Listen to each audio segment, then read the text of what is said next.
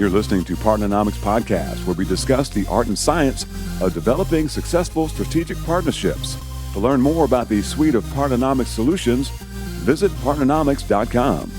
Welcome back to another episode of Partnernomics Podcast. On today's show, we have Kelsey Peterson with us, and Kelsey is with HubSpot. She is one of the partnering gurus for HubSpot, so we're going to get a chance to learn about Kelsey's background and a little bit about the work that she's doing at HubSpot. Kelsey, thank you so much for joining us. Thanks for having me, Mark. I'm excited to be here. So Kelsey, if you wouldn't mind, I'd love to just start by having people share a little bit about their background, kind of their career and where they got their start, and then how they got into this wild world of partnerships. It is a wild world. I actually started some years ago as a marketing and sales consultant, and I worked at an agency that was technology agnostic, right? So whatever my client's tech stack was my tech stack. And I found that I enjoyed working with HubSpot the most. And so I started chatting with HubSpot over a couple of years, actually.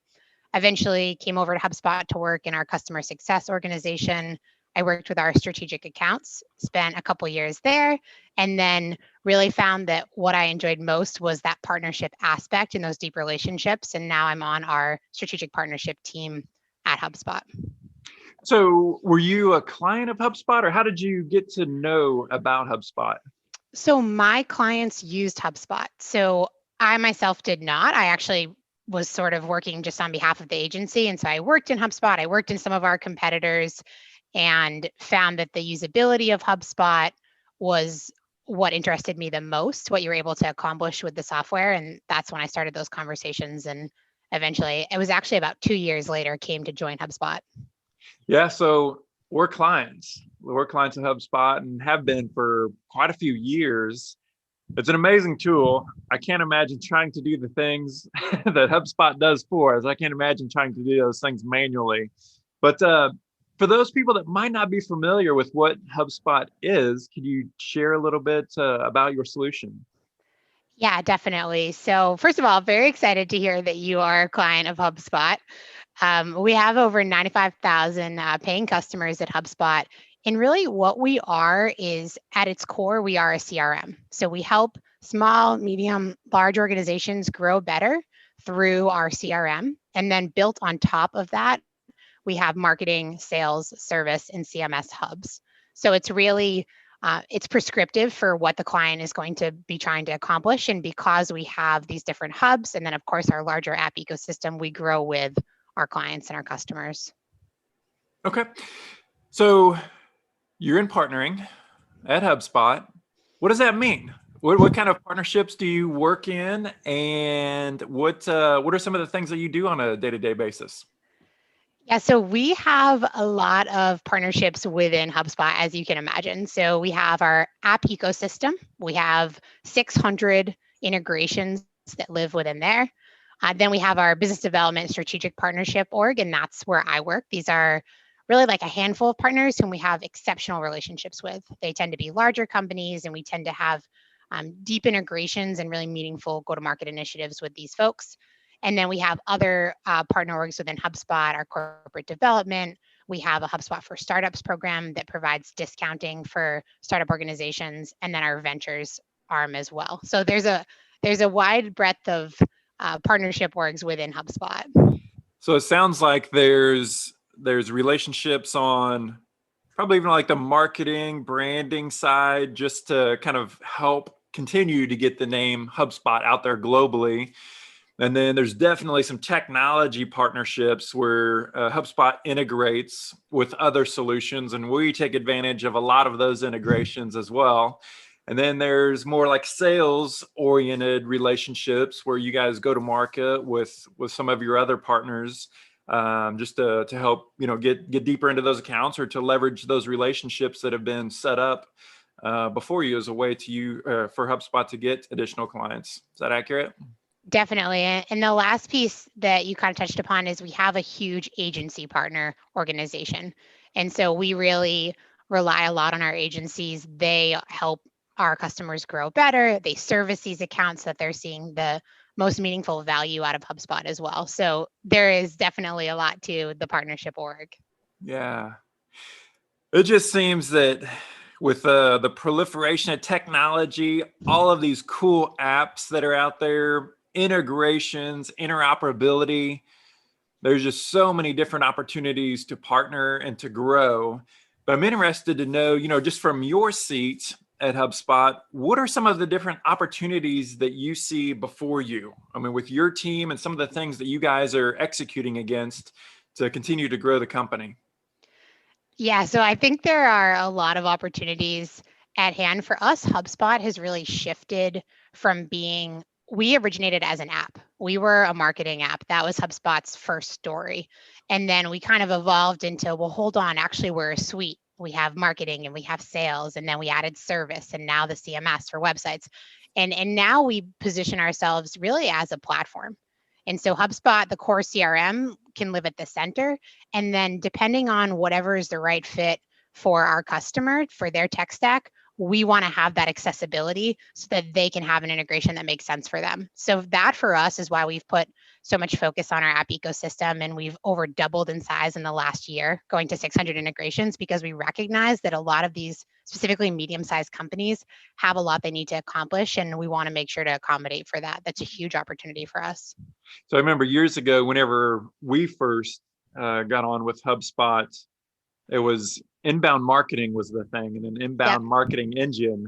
But it sounds like you guys have kind of broadened the message that it's more than just inbound marketing. Totally. We've shifted from, that's still at the core, I would say, but we've shifted from that funnel, the idea of you attract folks to your website, you engage with them when they're there with meaningful content, and then you convert and you delight them as a customer. So that was the funnel that we had for some time. And now we've shifted to the flywheel. And the idea of the flywheel, there's actually some pretty cool visuals online, is that the customer is at the core of everything that you do and that you operate around that. And so to your point, it's not just enough to attract folks and engage with them. You need to have meaningful relationships and build upon that. And so that's definitely the change over the last couple of years. It just seems like your guys' story is really the story of a lot of innovative companies where it's looking at that innovation, but really staying focused on the client. What does the client need? And we call it making the easy button as big as possible. So instead of being a product or a service, oriented company, being a solutions oriented company, how can you make the solution? How can you make the easy button as big as possible? So the customer has to hit one thing, but they solve a lot of different problems. And it's cool whenever we work with companies to see how innovation has to be a piece of the story of the company. I mean, if you're sitting still, you're drowning. That's not a good place to be. No, so I love that. I love the easy button. We often say at HubSpot, frictionless. How can we reduce the experience? And that's another way to say that same term, is how can you make it most accessible? Because people are busy. People are busier than ever before. And so it's important for us to make sure that the experience is as easy as possible so that they're able to accomplish and grow better. Yeah. So Kelsey, tell me, what is it about this role in partnering that attracted you the most? It sounds like you're having a pretty good time, having a lot of fun, learning some good stuff. What is it about this role that's attracted you? So I think when I was working with strategic accounts, I really found value in these deeper relationships. And I recognized that there was a more macro level to that. I was trying to make sure that we could do the best for each customer. And then I started, as I worked more closely with some of these integrations, realizing, well, there's also another layer to this, which is how do we decide what products to go to market with? How do we decide, how are we meaningfully solving for the customer, right? Which is a big part of what we're trying to accomplish. And so that's when I began to think about what happens in strategic partnerships. And I actually had a few conversations with folks over in this org. And then when I saw the opportunity to join the team, when I saw the job board posting, I think I may have been the first application. I'm not sure. That's awesome. So how is the role different? I guess, whenever you were in your previous role or roles, right, even with other companies, but then you step into this partnering role, is it different? If so, how is it different?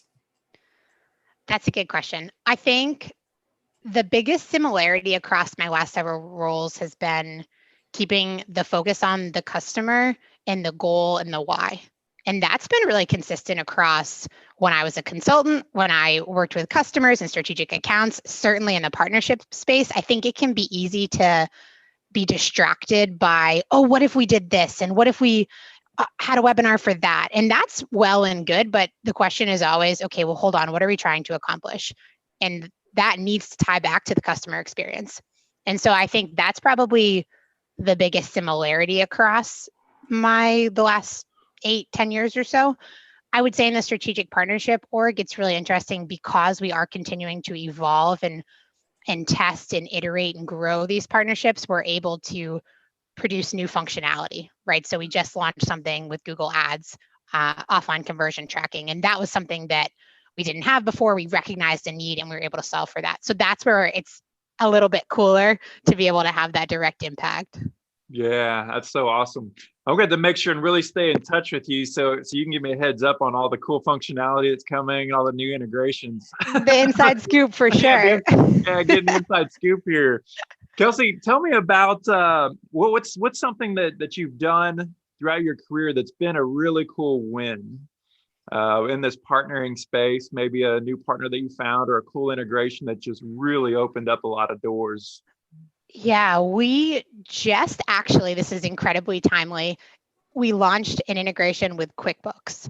And actually, this is a beautiful dovetail. This is a happy accident off of the last thing we spoke of, which is we recognized that there was a need. We had these small to medium-sized businesses and they were doing their invoicing, but maybe they were working out of sheets, or maybe they didn't have a CRM and they weren't quite sure who paid what when. So that was the problem. And then we realized, well, gosh, HubSpot has a free CRM, free always, 100% of the time. And QuickBooks has this huge audience. And so we partnered with QuickBooks to figure out how can we integrate seamlessly? How can we make sure that there's an opportunity for these organizations to know whom they're connecting with, what the payment status looks like, all of those specific details. And so we just launched that partnership, and it's very early yet, but preliminary signs are very positive, and that's something that I'm really excited about. Ryan McDermott, he's the director of strategic partnerships. He led that initiative, and it's pretty unique. It's something that we hadn't had a ton of experience or activated historically, so this was a really cool go-to-market for us. Yeah, I can see tons of alignment there, of how customers, obviously use QuickBooks, but also maybe some opportunities to step in and leverage a lot of the capabilities that, that HubSpot offers. I could definitely see that one being a huge win, really grown into something awesome. That's what we're excited about. And I think it perfectly aligns with HubSpot because we do have this free functionality, and you can get a really cool integration at that free tier. And then when folks are seeing more value and they are growing and they do want more automation and they do want the next step, we're available to scale to provide that. So that's why it felt like a really good fit. And it all ties back into the why. What was the challenge that the customer or potential customer was having? And how can we do something to make that a little bit easier, make the easy button expand, right? Yeah, I love that. So Kelsey, I want you to share with us, whenever you stepped into this role of partnering for the first time, how did you start to learn what it means to do this partnering thing and to negotiate deals and looking at investigating these different opportunities and having those conversations with the QuickBooks of the world? How did you learn? I think I learned in a few ways. I feel really lucky that I have an incredible team. And so I worked really closely with Ryan, who's the director, and then Christian Luciano, she's our senior manager on the team. So I did a good bit of observing, right? You join the team, you spend those first 60 days or so just like a sponge, right? And I think I did quite a bit of that. I also did a lot of research. So I know PARTNERNOMICS has information about this. HubSpot, of course, has our blog. Crossbeam is another blog that we really admire. And so I did a lot of reading, a lot of listening, a lot of absorbing. And I started to try to leverage, I call it kind of like the new brain of, why do we do that, right? And I kept it to myself for some time, and I sort of documented. And then once you have a better sense of what goes on in this partner world, you can go back and figure out where you were on track and then where maybe there are opportunities for improvement. So for me, it was really about listening, absorbing, and securing as many resources as possible. There's so much out there. So really, it was a matter of figuring out where to spend my time. It is such a wide, I call it a wide role. Just the breadth is forever wide. And obviously we can go as deep as we want. But the people that seem to be great, what we call partner development leaders, right? These people that are in this seat, leading these partnerships. It's not just one or two aspects that they're really good at, but it truly is understanding kind of the full scope of the business. I think it was Jay McBain, I was chatting with him last week, and he had mentioned that being in a partner development role is a lot like being a CEO, just because you can touch any part of the business at any time.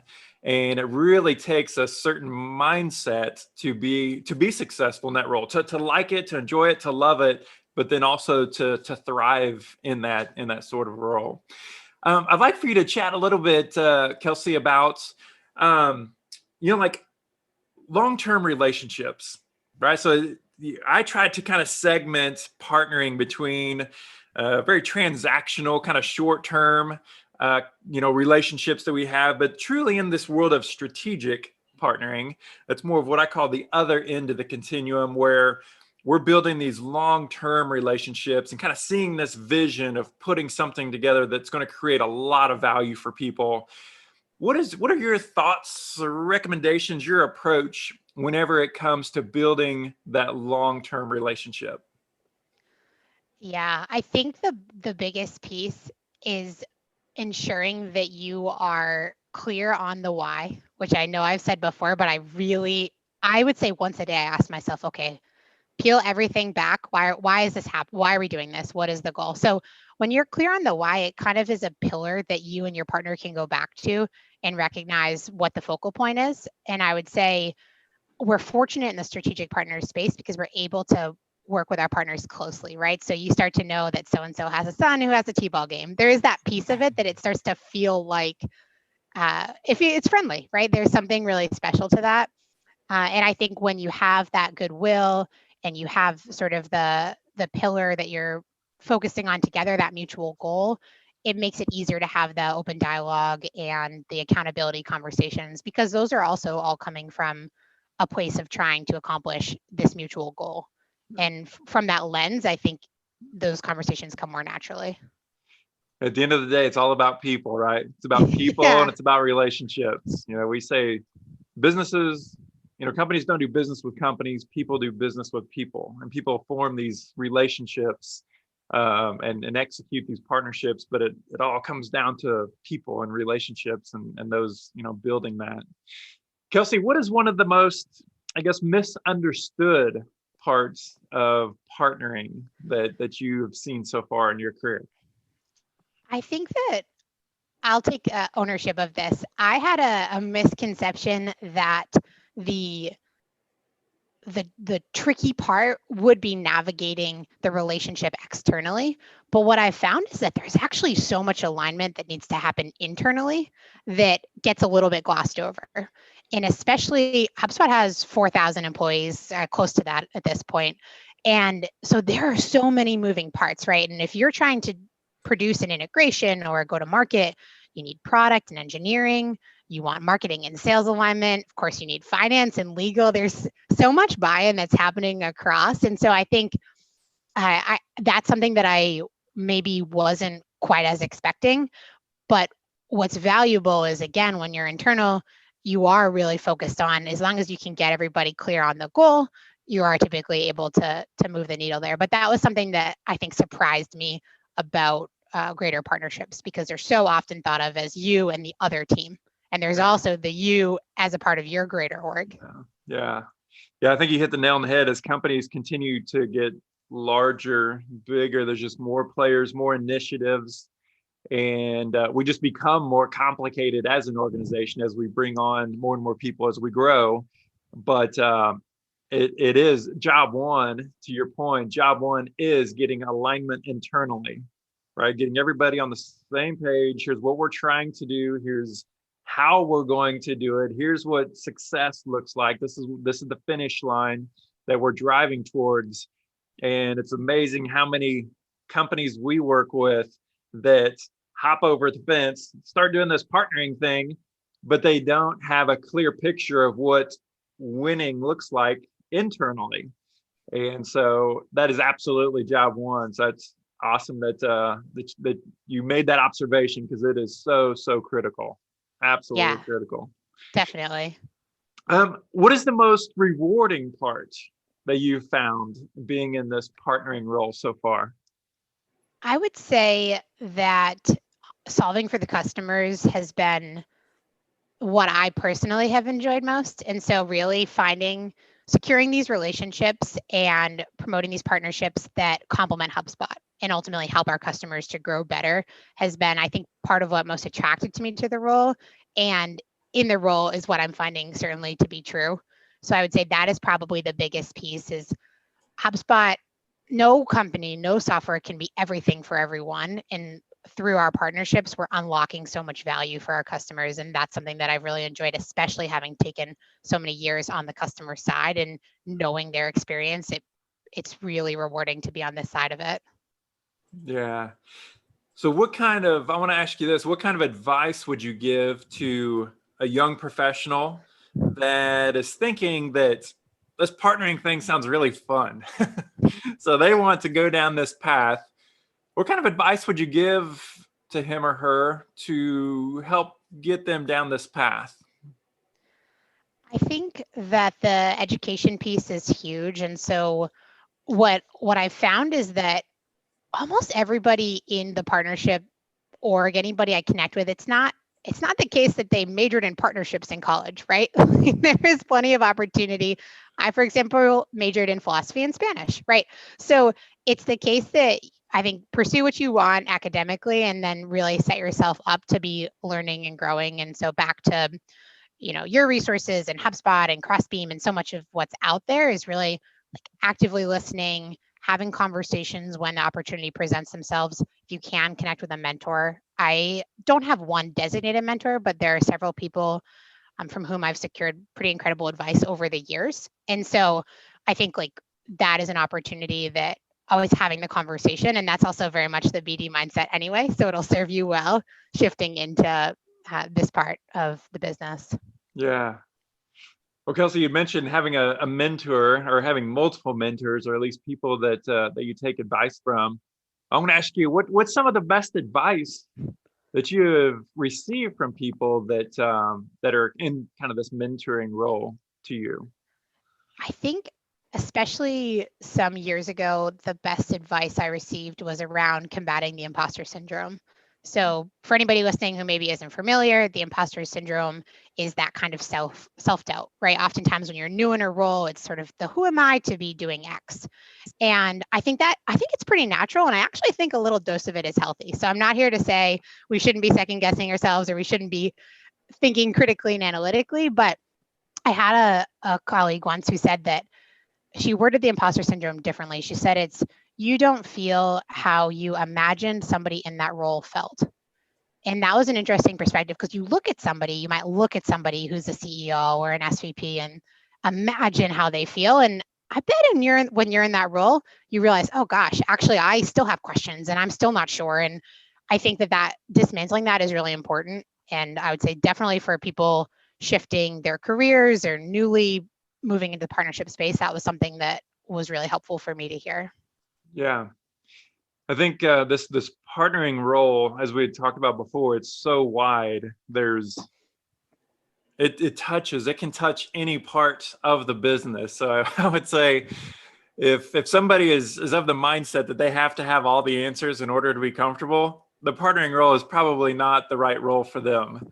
And if it is a role where you love to learn, love to dig in, love to meet people, and just constantly look for a better way, whether it's product, it's process, it's whatever. If you like to dig in and continually look for better ways, this partnering role may be the right thing, because no 2 days are ever alike, it doesn't seem.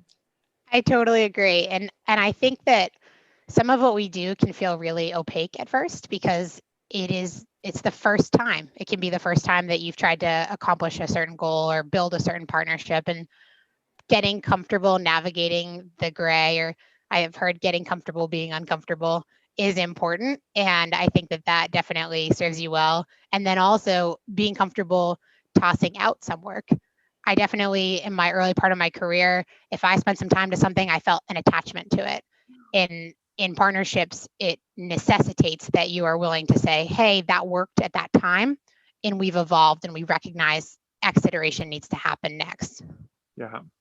It's there's so many good quotes. Well, Apple is whenever it comes to innovation, they're just so well known for being so awesome at innovating.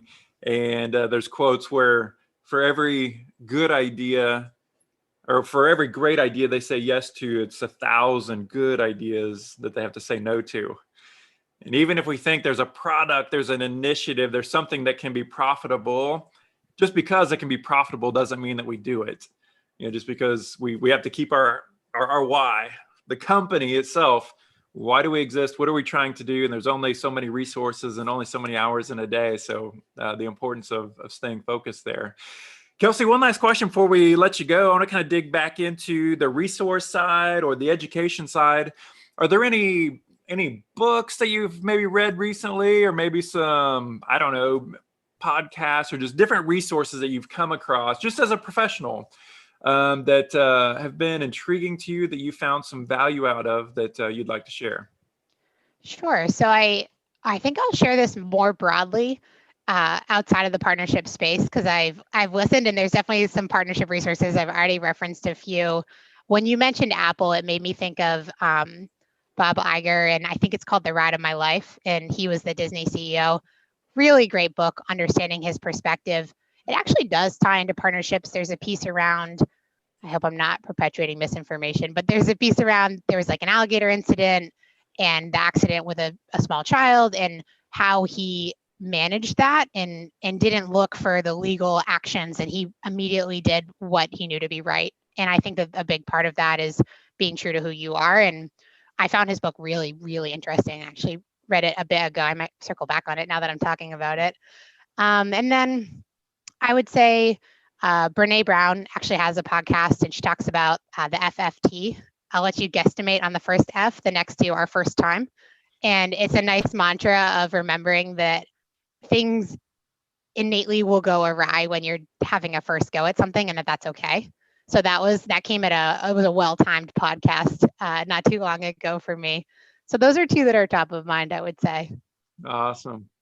Well, Kelsey, thank you so much for spending some time with us. Congratulations on your awesome career that you have rocking at HubSpot, and keep all those integrations, keep all the awesome stuff coming at HubSpot. We enjoy being clients of your guys's, and let's keep in touch. That sounds great. Thank you, Mark.